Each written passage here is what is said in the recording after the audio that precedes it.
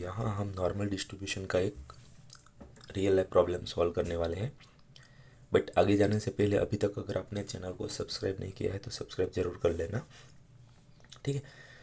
Okay, let us see problem है क्या। So if the weights of 300 students are normally distributed, यानी कि total कोई क्लास या पर्टिकुलर स्कूल या ऑर्गेनाइजेशन जो भी है उसमें 300 स्टूडेंट्स है, ठीक है, जिस पे सर्वे हो रहा है या ऑब्जर्वेशंस हो रहा है। बट उसका जो वेट मेजर हम करेंगे ना तो उसका जो रिजल्ट्स मिलता है वो नॉर्मली डिस्ट्रीब्यूटेड है, ठीक है। नॉर्मल डिस्ट्रीब्यूशन वो फॉलो करता है with a mean of 68 kg, यानी कि उसका मीन क्या है 68 kg।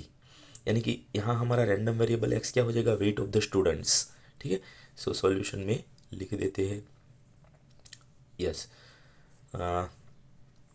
एन, यानी कि टोटल नंबर ऑफ स्टूडेंट्स है 300 और एक्स वेरिएबल है हमारा वेट, ओके। और मीन भी दिया है, mean is 68 kg and a standard deviation of 3 kg, यानी कि एस डी होगा 3 kg। So mean and S D भी दिया है। सो मीन है 68 kg एंड एस डी है 3 kg, ठीक है, ओके। और इतने से भी पता चल जाएगा हमें कि नॉर्मल डिस्ट्रीब्यूटेड का मतलब क्या होगा कि एक्स को हमें जेड में कन्वर्ट करना पड़ेगा स्टैंडर्ड नॉर्मल में, ठीक है। सो ये सपोजिशन भी हमें याद होना चाहिए, Z is equal to X minus mu by sigma. अब इसका क्या इम्पोर्टेंस है, कैसा ये किस लिए ये सपोजिशन ज़रूरी है, उसके लिए नॉर्मल डिस्ट्रीब्यूशन के ऊपर एक ऑलरेडी एनिमेटेड वीडियो भी है ग्राफिकली और एक डिस्क्रिप्शन वीडियो भी बना के रखा है, वो आप रेफ़र कर लेना अगर अभी भी ये डिस्ट्रीब्यूशन में क्लियरिटी नहीं है तो, ठीक है, ओके। तो ये इतनी इन्फॉर्मेशन हमारे पास ऑलरेडी है। अब क्वेश्चन क्या है, how many students have weights greater than 72 kg, यानी कि 300 में से कितने स्टूडेंट्स ऐसे होंगे जिसका वेट 72 kg से ज़्यादा होगा, ठीक है, ये हमें फाइंड करना है। सेकंड ऑप्शन में क्या है, लेस देन और इक्वल टू 64 kg, यानी कि 64 kg से कम या 64 या 64 से कम वेट वाले बच्चे कितने होंगे। और थर्ड में क्या फाइंड करना है, बिटवीन 65 टू 71 kg, और यहाँ वर्ड क्या यूज़ किया है, इंक्लूसिव, यानी कि 65 से ज़्यादा 71 से कम ये रेंज में कितने बच्चे आएंगे। इंक्लूसिव का मतलब 65 भी आएगा 71 भी आएगा। बट यहाँ नॉर्मल डिस्ट्रीब्यूशन में जो रैंडम वेरिएबल एक्स है वो कंटिन्यूस रैंडम वेरिएबल होता है, तो यहाँ इक्वालिटी का कोई मतलब ही नहीं होता। सो इंक्लूसिव वर्ड जस्ट ऐसे ही डाल दिया है डेकोरेटिव, अदरवाइज इसका कोई मीनिंग नहीं निकलेगा। यहाँ इंक्लूसिव है या एक्सक्लूसिव है, साथ में रखो या ना रखो, आंसर में कोई फ़र्क नहीं पड़ने वाला, ओके, ठीक है। सो फर्स्ट के ऑप्शन कैलकुलेट करते हैं, है ना, ग्रेटर देन 72 kg, इसका मतलब x की वैल्यू 72 से ज़्यादा होनी चाहिए। x क्या है हमारा, वेट। सो फर्स्ट पार्ट में ग्रेटर देन 72 kg, इसका मतलब होगा probability of x greater than 72 kg, ठीक है। अब ये सपोजिशन यूज़ करके हमें x में से z में जाना पड़ेगा, उसके बाद ही हम वो टेबल यूज़ कर सकते हैं। सो हमें क्या करना पड़ेगा, दोनों साइड प्रोसेस करनी पड़ेगी। सो x ऑलरेडी हमारे पास है तो दोनों साइड म्यू सब्ट्रैक्ट करो और सिग्मा से डिवाइड करो। तो हम यहाँ दोनों साइड म्यू सब्ट्रैक्ट कर रहे हैं और सिग्मा से डिवाइड कर रहे हैं, ठीक है। बट यहाँ सिंबल है इसलिए ये तो हो गया हमारा z, और यहाँ म्यू एंड सिग्मा दोनों की वैल्यू है हमारे पास, वो यहाँ रख देते हैं। तो सिंप्लीफाई करेंगे तो क्या मिलेगा, let us see, yes, probability of z greater than 72 minus 68/3 मिलेगा, क्लियर, ओके। अब या कैलसी यूज़ करके ये z की वैल्यू क्या होगी ये भी हम फाइंड कर सकते हैं। 72 माइनस 68 यानी कि 4 डिवाइडेड बाई 3, 4/3, आंसर होगा 1.3333।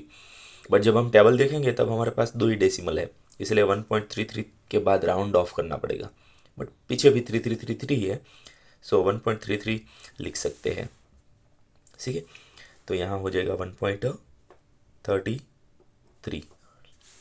क्लियर, ओके, अब यहाँ ग्रेटर देन है ना, तब तक हम वो स्टैंडर्ड नॉर्मल डिस्ट्रीब्यूशन का टेबल यूज़ नहीं कर सकते। क्यों नहीं कर सकते?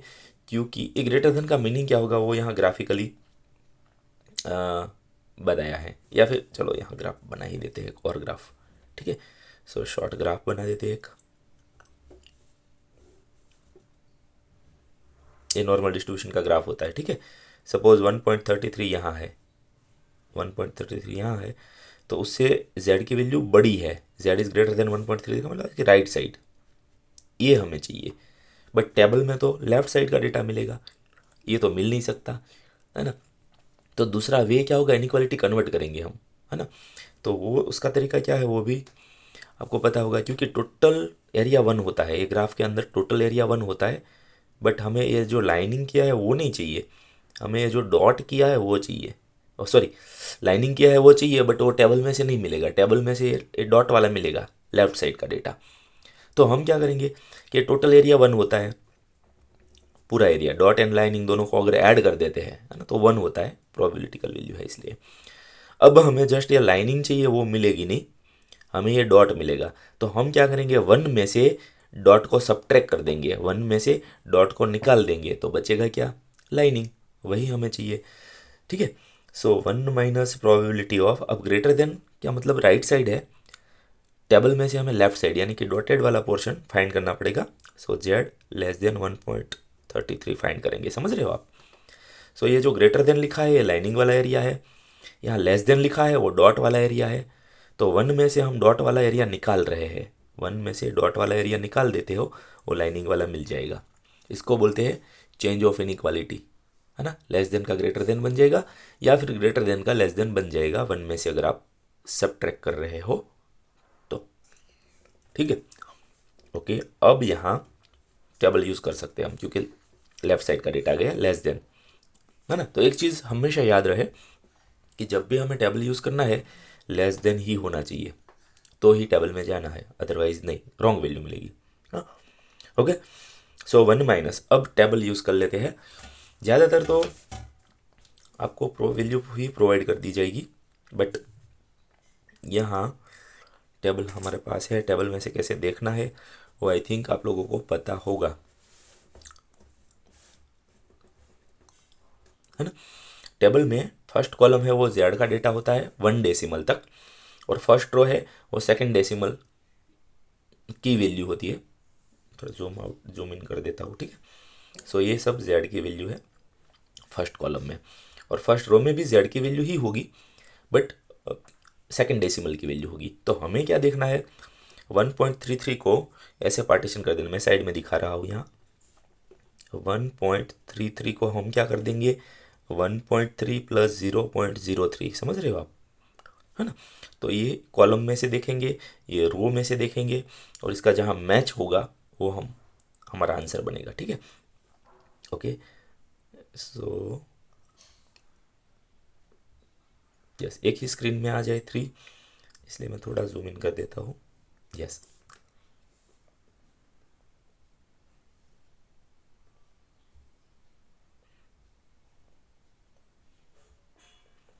ओके। सो 1.3 कॉलम में से देखना है, ये रहा 1.3, ठीक है। और रो में से 0.03 यानी कि ए रो देखनी है ना। ये दोनों का मैच होगा, यानी कि ए कॉलम में से 1.3 की वैल्यू ए होगी, ठीक है। या फिर थोड़ा जूम कर देना है तो यस, 1.3 वाली रो ये है, ये रो है, ठीक है।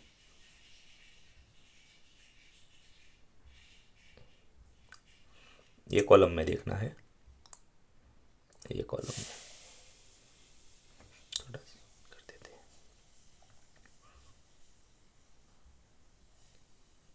यस, 1.3 ये है 1.3, और 0.03 यहाँ से, सो 0.90824, है ना।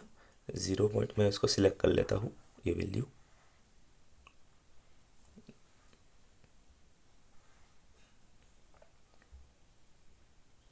ओके, 0.90824 या ऐसे ही लिख देते हैं, अभी पता तो चल गई। 0.90824, 0.90824, ठीक है। ओके, टेबल को साइड में कर देते हैं अभी। हाँ, अब 1 माइनस, फिर से कैलसी यूज़ कर लेते हैं। 1 माइनस 0.90824, आंसर होगा 0.091, 0.09176। तो ये मिली प्रोबेबिलिटी, है ना, कि स्टूडेंट का वेट 72 केजी से ज़्यादा होने के चांसेस इतने हैं। बट हमें तो नंबर ऑफ स्टूडेंट्स चाहिए, तो क्या करना होगा, ये जो प्रोबेबिलिटी मिली है उसको मल्टीप्लाई बाय 300 करना होगा। सो नंबर ऑफ स्टूडेंट्स चाहिए, number of students equal to probability multiply by number of students, है ना। तो प्रोबेबिलिटी तो ये थी, मल्टीप्लाई बाय 300 कर दो। So 27.52, 27.52, but number of student integer ही होगा, सो यहाँ राउंड ऑफ करना पड़ेगा। सो हम 28 या 27 कर सकते हैं, 52 है मिड वैल्यू है, so is approximate equal to 28 या 27 भी कर सकते हैं, ठीक है। सो अप्रोक्सीमेटली 27 या 28 बच्चे ऐसे होंगे जिसका वेट 72 केजी से ज़्यादा होगा आउट ऑफ 300, है ना। तो 300 में से 27 या 28 बच्चे का वेट 72 केजी से ज़्यादा होगा। ओके, सेकेंड पार्ट में जाते हैं। अब सेकेंड पार्ट में क्या हमें फाइंड करना है, लेस देन और इक्वल टू 64 केजी, है ना। सो डायरेक्ट में स्टार्ट कर देता, probability of X less than और equal to 64 kg. But yes, X में से जेड में जाना है तो वही सपोजिशन है, माइनस म्यू करो बाई सिग्मा करो, है ना। बट प्रोसेस दोनों साइड करनी होगी। So X minus mu by sigma, यहाँ कोई चेंज नहीं होगा, लेस देन है तो लेस देन, ग्रेटर देन है तो greater than. 64 minus mu, but हमारा म्यू क्या है 68, अपॉन सिग्मा क्या है 3। सो 64 माइनस 68 तो -4/3, है ना। सो प्रोबेबिलिटी ऑफ ये होगा z, इसको हम बोल देंगे z, लेस और इक्वल टू, और ये -4/3 यानी कि -1.33 होगा, ठीक है। ओके, सो अगेन हमें क्या करना पड़ेगा, यहाँ देखो एक बेनिफिट ये है कि लेस देन ही है। सो यहाँ जो ग्रेटर देन का हम लेस देन कर रहे थे 1 में से सब्ट्रैक्ट करके, वो करने की यहाँ ज़रूरत नहीं है ना, क्योंकि लेस देन का ही डेटा है, डायरेक्ट हम टेबल यूज़ कर सकते हैं। ओके, सो बट कॉलम में से -1.3 देखना पड़ेगा और रो में से वही 0.03, है ना। सो देख लेते हैं क्या होगा, -1.3 यानी कि ये सारी नेगेटिव वैल्यू है, ठीक है। ओके, सो -1.3 यहाँ है, एक थोड़ा सेट कर देते हैं, यस, हाँ, -1.3 यहाँ है, ये 0.00, 0.01, 0.02 एंड 0.03, ठीक है। सो आंसर होगा हमारा 0.09176, 0.09176, ओके, ठीक है। और हमें तो प्रोबेबिलिटी नहीं चाहिए, क्या चाहिए, नंबर ऑफ स्टूडेंट्स। ओके, सो क्या करना पड़ेगा, नंबर ऑफ स्टूडेंट्स के लिए जो प्रोबेबिलिटिकल वैल्यू मिली है मल्टीप्लाई बाय उसको कर देंगे 300, ठीक है। सो फिर से कैलसी यूज़ कर लेते हैं, 0.09176 मल्टीप्लाई बाय 300, सो अगेन 27.52 यानी कि अप्रोक्स 27 या 28 हम लिख सकते हैं, है ना। तो यस, जिसका वेट 64 केजी या उससे कम लेस देन और इक्वल टू वाला ऑप्शन था ना। सो 64 केजी और उससे कम वेट होगा, ऐसे बच्चे भी 28 अप्रोक्स होंगे, ऐसा हम बोल सकते हैं, ठीक है। और last option between 65 and 71। So let us go for third option. Third option में क्या है, probability of 65 less than x less then 71, but inclusive लिखा था, है ना। इंक्लूसिव का मतलब क्या होगा, इक्वल टू 64 भी कवर करना है, 71 भी कवर करना है, बट यहाँ इक्वालिटी का कोई मीनिंग है ही नहीं कंटिन्यूस रैंडम वेरिएबल में, ठीक है। ओके, सेम प्रोसेस अगेन, है ना। X minus mu by sigma यानी कि जेड में जाना है, तो दोनों side same process. So 65 minus mu क्या था हमारा, 68 अपॉन सिग्मा था 3। Inequality as it is, X minus mu by sigma, जहाँ सिंबल है वहाँ सिंबल रखेंगे, वैल्यू है वहाँ वैल्यू रखेंगे, यहाँ भी वैल्यू है। सो 71 माइनस 68/3, ठीक है। ओके, सो प्रोबेबिलिटी ऑफ ए हो जाएगा 65 माइनस 68, क्या हो जाएगा, -1 -3/3।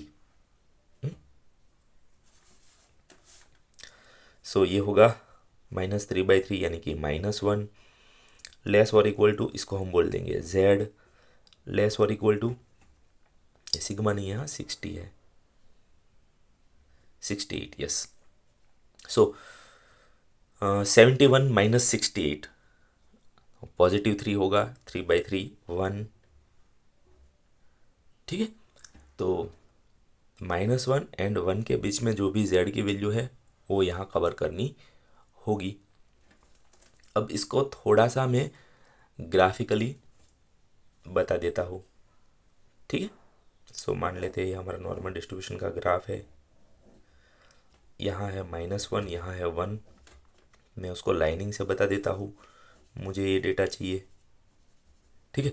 अब ये पर्टिकुलर रेंज का डेटा तो टेबल में से नहीं मिलेगा, टेबल में से तो लेफ्ट साइड का पूरा डेटा मिलेगा, और इसको हम क्यूमुलेटिव प्रोबेबिलिटी बोलेंगे, कैपिटल एफ सिंबल होता है, ठीक है। सो यहाँ है अगर -1, यहाँ है 1, तो टेबल में से इसके लिए अगर 1 के लिए देखेंगे ना तो f(1) मिलेगा हमें।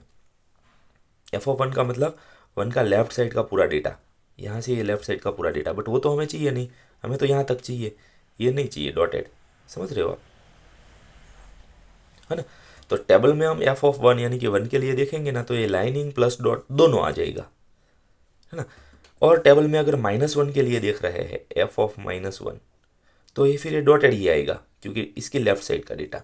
तो हम क्या करेंगे, f(1) के लिए देखेंगे, उसमें ये दोनों पार्ट आएगा, फिर उसमें से f(-1) मिलेगा, डॉट आएगा, वो सब ट्रैक कर देंगे, है ना। तो ये पहले हम इसके लिए फाइंड करेंगे तो दोनों पार्ट आएगा, इसके लिए फाइंड करेंगे तो एक ही पार्ट आएगा, तो इसके लिए दोनों पार्ट मिलेंगे, उसमें से ये सब ट्रैक कर देंगे।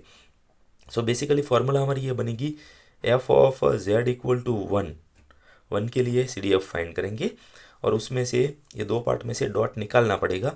सो प्रोबेबिलिटी हम फाइंड करेंगे -1 के लिए, तो -1 के लिए फाइंड करेंगे तो ये डॉटेड पोर्शन मिलेगा, समझ रहे हो आप। सो f(1) यानी कि दोनों पार्ट, उसमें से f-1 यानी कि डॉटेड वाला पार्ट, दोनों में से डॉटेड निकाल देंगे तो ये लाइनिंग वाला मिल जाएगा, ठीक है। ओके, अब f(1) को अगर देखना है तो डेसिमल में 1.00 लिख सकते हैं हम, ठीक है। सिमिलरली यहाँ -1.00 लिख सकते हैं। तो अगेन हमें फाइंड करना पड़ेगा, टेबल यूज़ करना पड़ेगा, ओके। सो टेबल है हमारे पास, ओके। अब यहाँ थोड़ा और जूम कर देते हैं क्योंकि हमें अभी नहीं पॉइंट में तो ज़्यादा जाना नहीं है, ठीक है। सो 1 कहाँ होगा, जेड की, ये तो नेगेटिव है, ये नेगेटिव है, ये रहा 1 +1, और 0.00 यानी कि यही डेटा है ना। फर्स्ट कॉलम में से देखना पड़ेगा,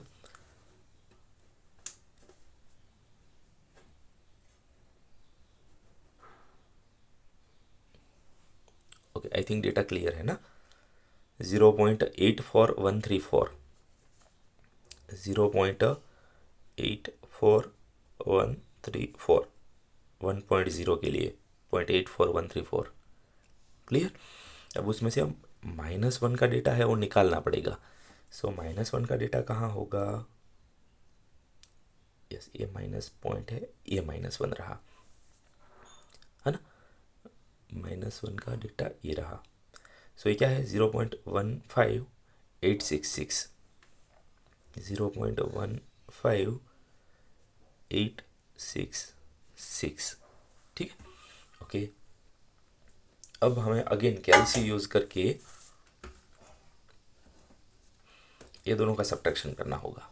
ओके, सो 0.84134 माइनस 0.15866। सो फाइनली प्रोबेबिलिटिकल वैल्यू हमें क्या मिलेगी? 0.68268। बट अगेन ये हमें जस्ट प्रोबेबिलिटी मिली, हाँ, इंटू 300 करना पड़ेगा। सो कर ही देते साथ में, into 300। So 204.805, 804। Okay, so number of students find करना है। मैं यहाँ लिख देता हूँ नंबर ऑफ स्टूडेंट्स। तो ये जो प्रोबेबिलिटिकल वैल्यू मिली है उसको हमें मल्टीप्लाई बाय 300 करना पड़ेगा और वो डेटा हो जाएगा 204.804। बट राउंडिंग ऑफ करना पड़ेगा क्योंकि नंबर ऑफ स्टूडेंट्स है। सो 205 हम लिख सकते हैं। ठीक है, सो यस, जिसका वेट 65 kg एंड 71 kg के बिटवीन होगा, इसके बीच में जिसका वेट होगा, ऐसे स्टूडेंट्स होंगे 205 आउट ऑफ 300, है ना। इतने बच्चे ऐसे होंगे जिसका वेट इसके बीच में हो सकता है। ठीक है, दैट्स इट।